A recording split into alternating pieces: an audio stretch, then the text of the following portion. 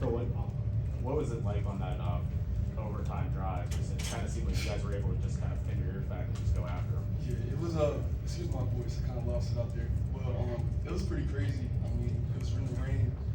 The crowd was screaming. We couldn't even hear some of our checks, so we were just screaming at each other. And we all were on the same page, and we got it done. Everybody did their jobs, and that's memorable. I'll remember that the rest of my life.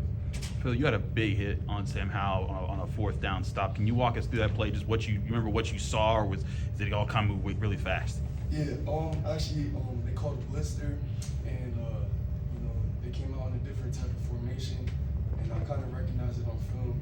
And as soon as he came, towards the line of scrimmage, I saw, he was holding the ball like an option, but I knew he really wanted to just keep it, so I just kind of just went, right at him and just try to get the stop. Phil, in a game that was supposed to be about offenses, what was the motivation defensively for you guys making it happen?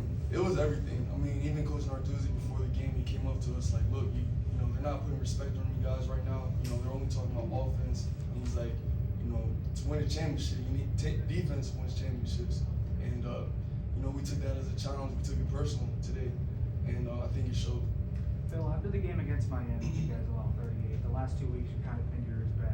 You played well. What does it mean to bounce back from a game like that to put up a performance like this? I mean, I think we learned a lot from that game, and I think this just showed us that we could fight dog fights. We could go to overtime. It doesn't matter how long it takes. We're gonna keep fighting, and every time we're gonna bounce back, and I think that we showed our true colors today. So how important do you feel like the early pressure you were able to get on Hal was, not just in stopping them early on, but getting them out of what they wanted to do?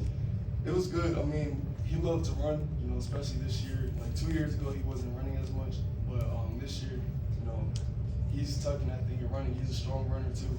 So when we got pressure on him early, I think that kind of played a part in their game plan a little bit, and it really helped us out and helped us figure out how to attack them, and they had to make adjustments with their protections and stuff, and it all helped us out. Phil, you've been around this program a long time.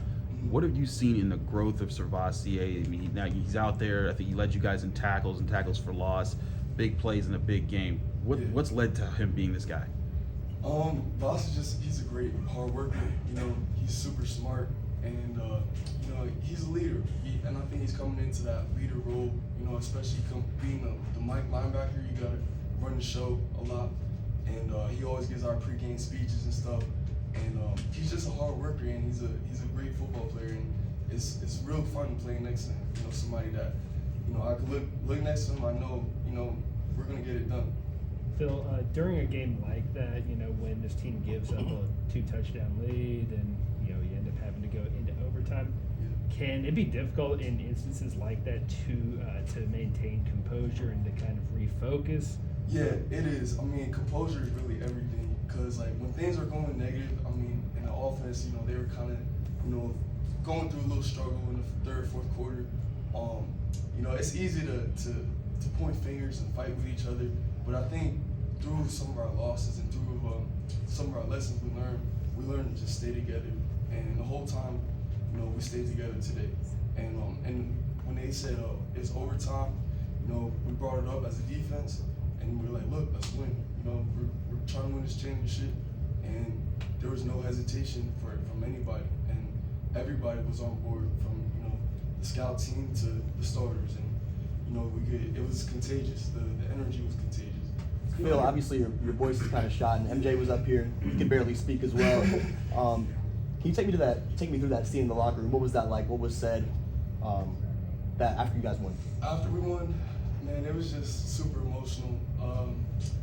First thing we did was we said a prayer, just like we always do, and we were just hugging each other and thankful, and these are just like lifetime memories, and we're all super close, and I think this is probably the tightest team that I've been a part of. So we were just embracing the moment in there.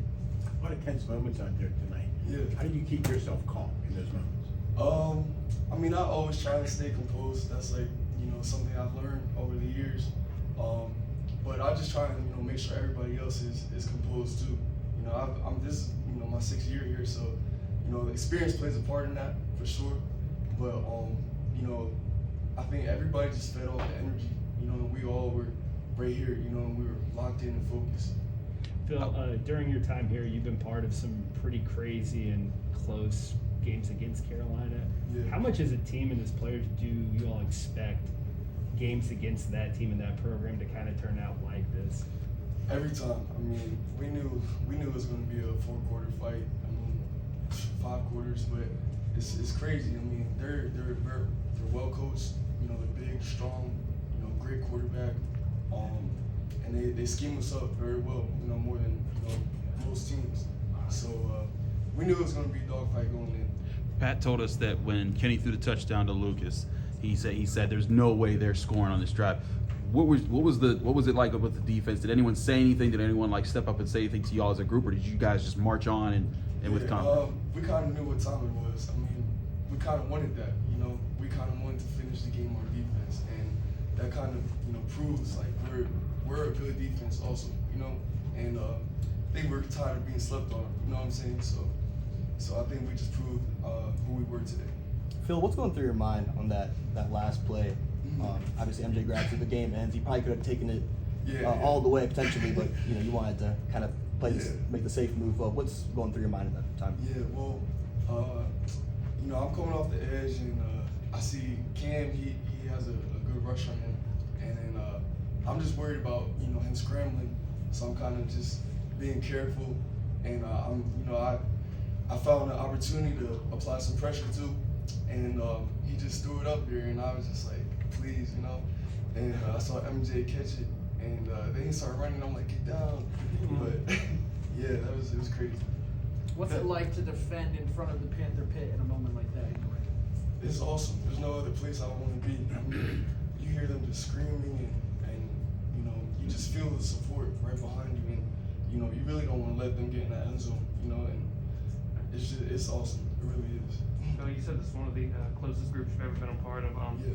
What's that do for communication and other intangibles on the field? It's everything. Chemistry, and we just know each other, and we could talk to each other in between plays and when we're on the sideline. We can get intense with each other, but not take it too far. You know what I mean? And that's just part of just being a brotherhood now. Bill, thank you very much. Thank you.